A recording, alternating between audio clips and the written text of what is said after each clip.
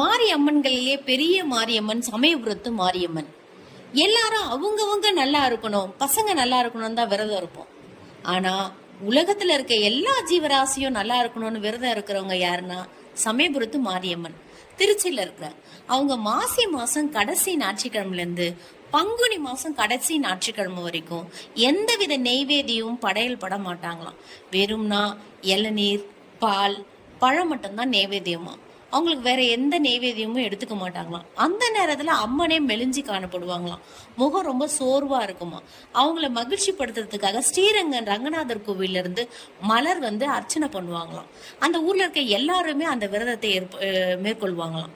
நம்மளும் அதே மாதிரி அந்த நேரத்துல ஒரு நாளைக்கு போய் தரிசனம் பண்ணிட்டு வரலாம். அம்பால தரிசனம் பண்ணி அம்மனோட அருளை பெறுவோம். மகிழ்ச்சியா இருங்க.